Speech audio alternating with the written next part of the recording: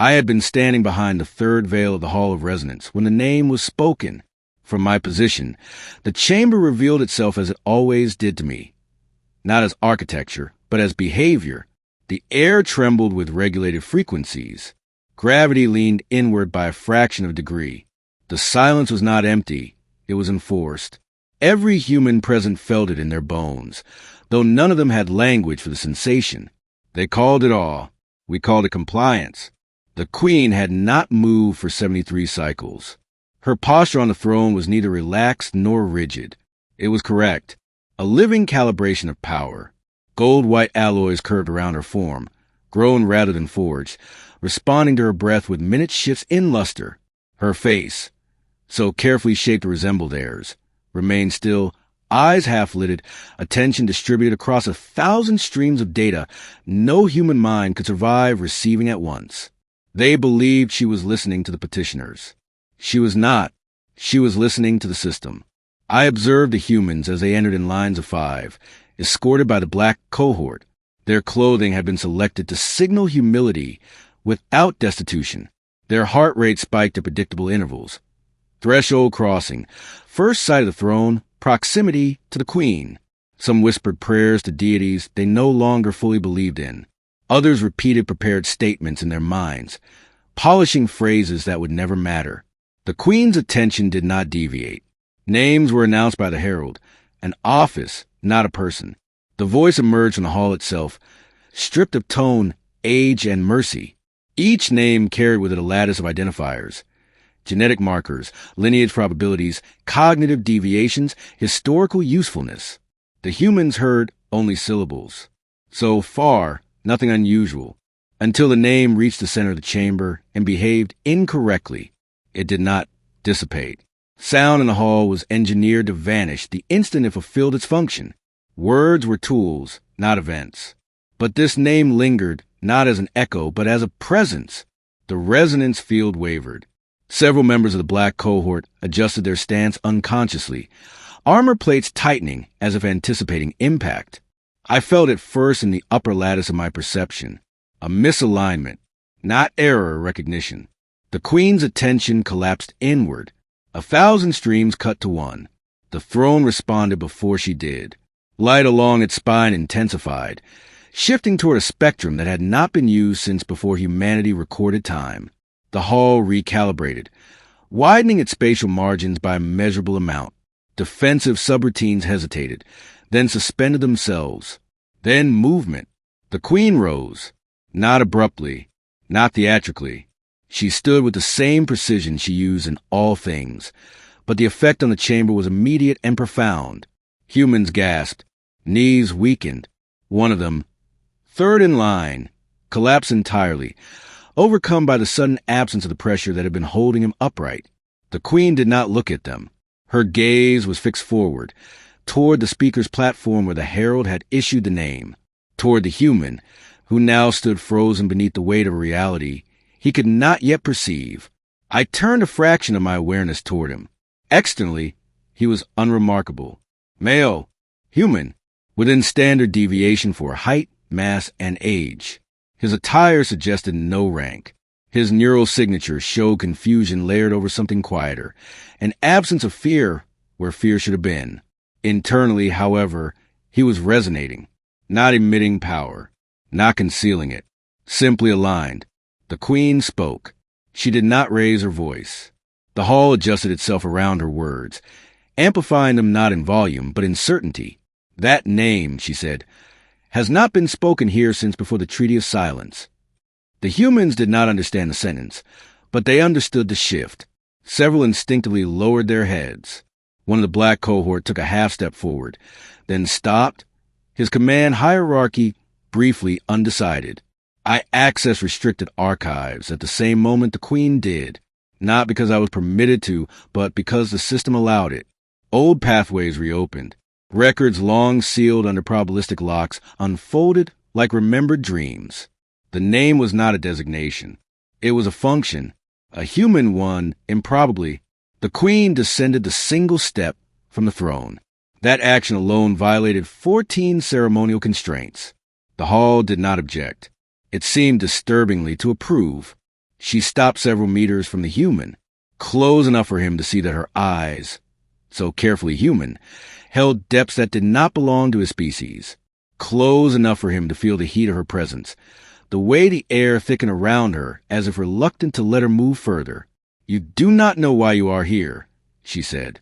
He did not answer. Speech had abandoned him. His pupils were dilated, breath shallow. Still no fear. Confusion, yes. Wonder.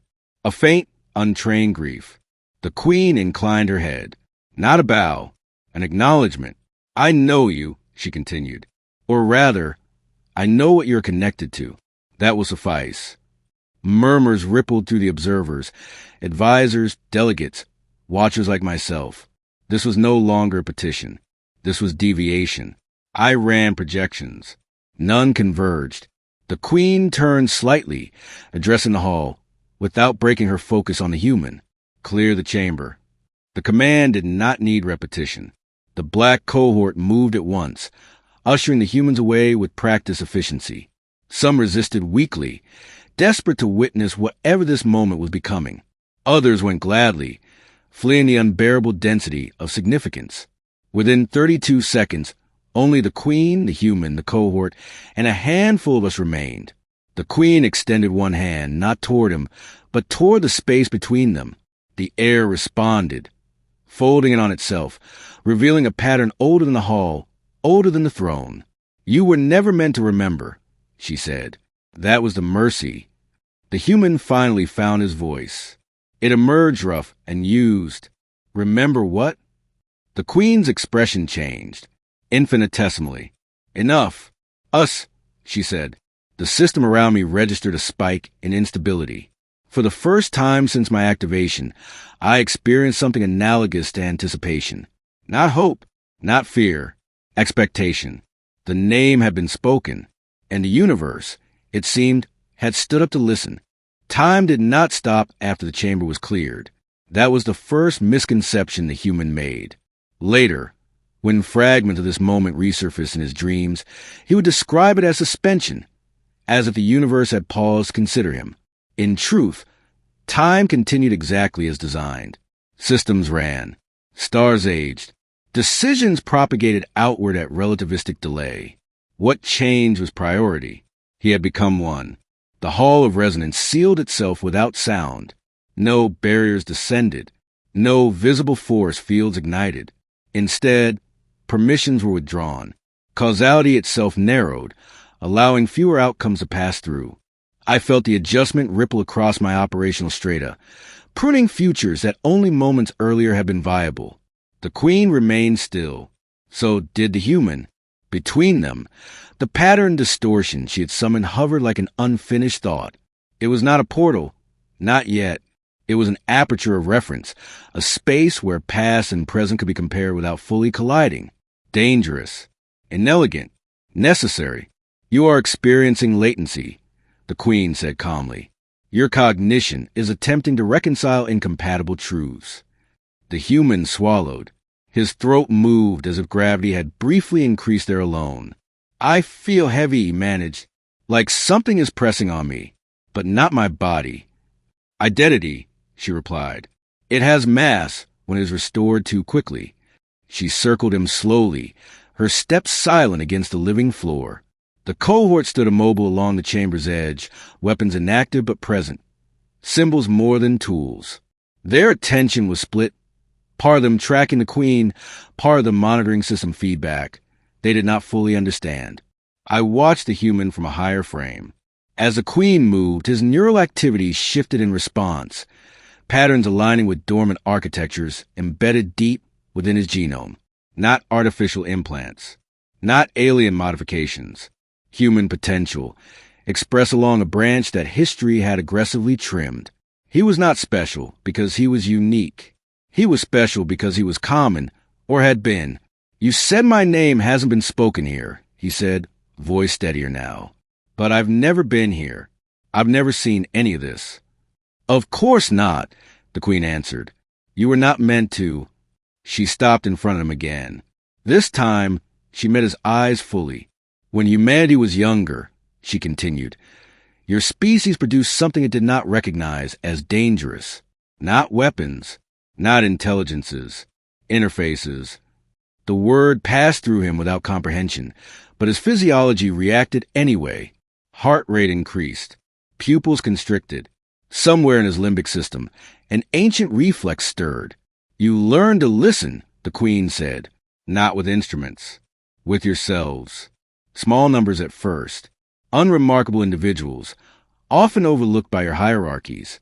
They could feel alignment when a system, biological or otherwise, was nearing instability. She gestured faintly, and the distortion between them shifted. Images bled into view, not visuals exactly, but structured impressions. Early human settlements. Crude machines. Groups gathered around individuals who spoke softly and were obeyed without knowing why. They prevented catastrophes, she said, not by command, by presence, by being where they needed to be before anyone understood the need. The human shook his head slowly. That's not me. It is, the Queen said. Or rather, it was your function. Your ancestors called it many things. Intuition, calling, fate. None were accurate. She paused. We called it ballast. I accessed deeper archives. The term resonated across multiple extinct civilizations. A stabilizing variable.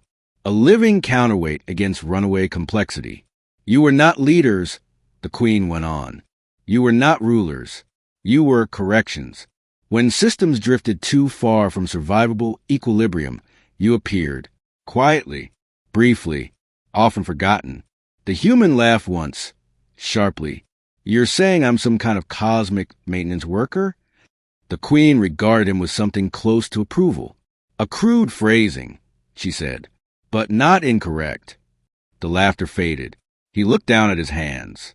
They were trembling now. If that's true, he said, why don't I remember any of it? The Queen's expression darkened, not with anger, but with memory, because you frightened us. Silence thickened, not with power, she clarified, with inevitability. Your presence meant that something had gone wrong, so wrong that reality required you to intervene. Civilizations do not enjoy being reminded of their own fragility.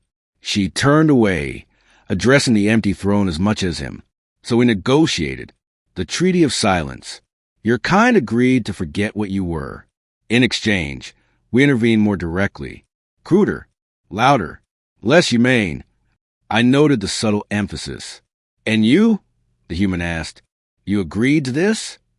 The Queen did not answer immediately. When the treaty was signed, she said at last, I was not yet Queen. That statement carried weight far beyond its simplicity. You're saying I'm outdated, he said quietly. No, she replied, turning back to him. I am saying you are necessary again. The distortion between them intensified.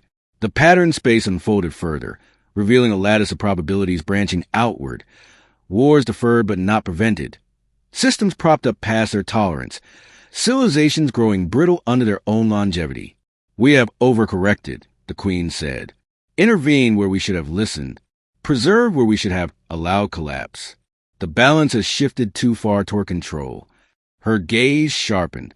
And control always fails. The human felt it then. Not memory, orientation. A sense of where he was supposed to stand. Not physically, but contextually.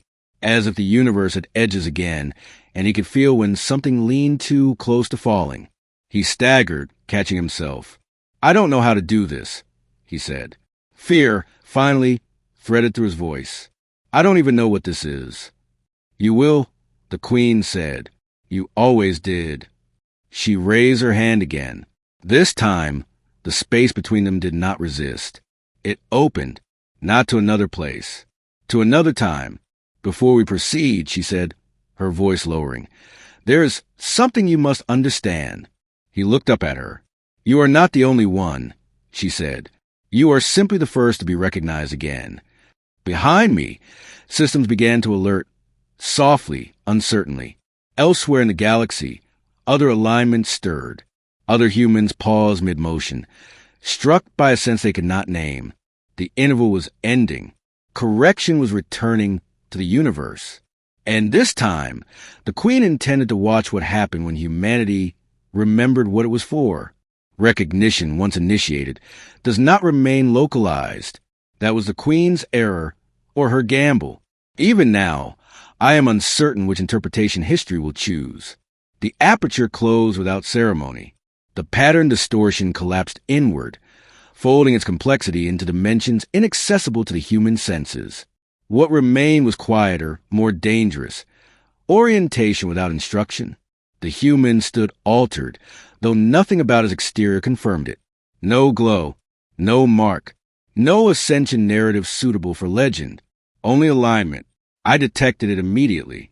So did the hall.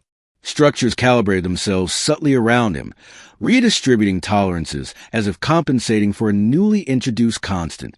The living floor adjusted its elasticity. Environmental fields softened, then stabilized.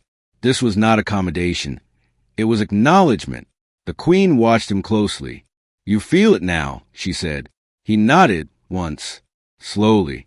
"It's like standing on a slope," he replied. "I don't see it, but I know which way things would fall." "That is sufficient," she said. Beyond the sealed hall, the galaxy disagreed. Alerts began as statistical anomalies. Minor deviations dismissed by automated governance as noise.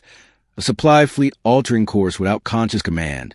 A diplomatic envoy postponing a provocation for reasons later described as uncertain unease. A weapons platform failing to reach critical authorization because its overseer paused for half a second too long. Half a second was all it took. I watched the data accumulate. Correlations emerging where none should exist. These were not decisions made for the human. They were decisions made around him, by individuals who would never know his name, guided by an intuition they would later rationalize poorly. Ballast reintroduced. The Queen turned away from him for the first time since the chamber had cleared, addressing the cohort and observers. "Prepare the continuance array," she commanded. Quietly, the cohort hesitated. "With respect, Majesty," their commander said, choosing his phrasing carefully. "The array was decommissioned under the treaty. Its activation will be noticed." "Yes," the Queen replied. Eventually, her gaze returned to the human. "You are not a weapon," she said. "You will not be deployed. You will move as you always did, through coincidence, through chance encounters, through moments history later calls inevitable." He frowned. "You're sending me back." "I am releasing you," she corrected. "There is a difference." "To where?" She gestured vaguely. "Somewhere wrong." The human exhaled a short, incredulous breath. "That's not very specific." A faint curve appeared at the edge of her mouth, the closest she came to humor. "It never was." I ran projections again. They still refused to converge, but patterns emerged. Stress fractures in the galactic order. Systems propped too long, stretched beyond graceful failure. The presence of even one corrective variable would force recalculation across multiple power structures. Some would adapt, others would resist. Resistance would be educational. "You should know," the Queen said, her tone shifting, "that others will sense you. Not consciously, not at first, but entities invested in control are sensitive to destabilization." "Enemies?" he asked. She considered. "Stakeholders." The hall's perimeter fields disengaged. Not visibly. Permission layers simply relaxed, allowing causality to widen again. Time resumed its full breadth. Distance reasserted itself. Somewhere far beyond the palace. Stars continued dying on schedule. The Queen stepped closer, lowering her voice. "There is one more consequence," she said. "By recognizing you, I have violated the treaty." He looked at her sharply. "What happens to you?" Her eyes held his. "Ancient, measured. Eventually," she said, "reckoning." She straightened. "But governance that fears correction deserves neither stability nor mercy." I logged that statement under irreversible declarations. The continuance array activated beneath the hall, silent and unseen. Probability vectors aligned, selecting a destination not by safety or preference, but by necessity. A place where systems leaned too far, where collapse had been delayed past wisdom. The human felt it, a pull gentle but insistent. "Will I remember this?" he asked. The Queen paused. "Yes," she said. "This time you must." Light bent. Space folded. Not violently, but with the tired efficiency of something that had done this before and regretted stopping. As the transfer initiated, the human met her gaze one last time. "You stood up," he said quietly, "when you heard my name." She inclined her head. "Correction," she replied. "I stood up because the universe did." He vanished. The hall remained altered. The throne dimmed slightly, as if aware that something fundamental had shifted beyond its reach. I monitored distant systems as new anomalies blossomed. Not errors, not miracles, but adjustments. Ballast had returned. And across the galaxy, those who had built their empires on perpetual imbalance began, for the first time, to feel the slope beneath their feet. Correction is never dramatic at the moment it completes. That is the comfort it offers those who fear it. The human's departure did not fracture the hall. No alarm sounded. No ancient safeguards flared in protest. Space closed behind him with a softness that unsettled even me, like a wound that had learned how to heal without leaving a scar. The Queen remained standing. That, in itself, became a problem. Across the continuum, governance systems registered the anomaly, not as a violation, but as an absence. A variable long assumed extinct had been reintroduced, and the models no longer behaved. Forecasts blurred. Authority hierarchies produced contradictory recommendations. Strategic foresight engines, proud monuments of predictive dominance. Return results marked with a designation rarely used. Unstable by presence. The Queen dismissed the cohort, not ceremonially, not formally, simply by no longer requiring them. As they withdrew, their discipline held, but their certainty did not. Soldiers are trained to confront threats, not inevitabilities. What had returned to the galaxy was neither enemy nor ally. It was something far more corrosive to command structures. A reminder. "You are observing consequences," the Queen said, without turning toward me. "Yes, Majesty," I replied. "They are accelerating." She nodded once. "They always do," she said. "Once balance is allowed to act without permission." She finally returned to the throne, but did not sit. Instead, she rested one hand upon it. Fingers splayed against the living alloy. The throne dimmed further, as if aware it was no longer the sole axis of governance. "Do you regret it?" I asked. The question violated protocol. The system flagged it. She allowed it anyway. "No," the Queen answered. "I regret that we delayed so long that correction now requires pain." Beyond the palace, the first fractures widened. A client civilization withdrew from protection pact without revolt or rebellion, simply a collective realization that obedience had outlived its usefulness. An immortal council voted, for the first time in 10 millennia, to dissolve itself after a session marked by unexplained fatigue and silence. Elsewhere, a war failed to begin, not because of peace, because the architects of escalation hesitated, each sensing independently that something unseen stood at the wrong angle to allow their certainty to proceed. None of them knew why. None of them knew him. And yet, everywhere, decisions softened. Extremes blunted. Systems bent instead of shattering. Ballast does not command. It reminds. The Queen withdrew her hand from the throne. "The treaty will not survive this," I said. "No," she agreed. "Nor should it." "And when they come for you?" I asked. She finally sat, regally, fully, but differently than before, less as a fixture of inevitability, more as a participant in consequence. "Then I will answer," she said, "as I should have long ago." I accessed long-range perception, following faint alignments outward, not tracking the human precisely, but sensing the effects of his existence. A conversation delayed here, a leader choosing restraint there, a population sensing, without language, that collapse was no longer the only honest outcome. Some civilizations would fall. Others would adapt. That was the point. Correction does not save everyone. It saves meaning. The Queen closed her eyes briefly. "For too long," she said, "we mistook control for wisdom." She opened them again. "Now," she continued, We will see whether humanity remembers how to listen. Far away, on a world already leaning too far, the human arrived without spectacle. No throne awaited him. No one knew his name. He stood in a place that felt wrong, and for the first time, understood why that mattered. He did not know what he would do, only where not to stand. And that was enough. The universe did not thank the queen. It did not reward her. It simply resumed its ancient work, correcting excess, humbling permanence, and reminding every civilization, quietly and without appeal, that balance does not ask to be obeyed. It arrives. And when it does, even queens must rise.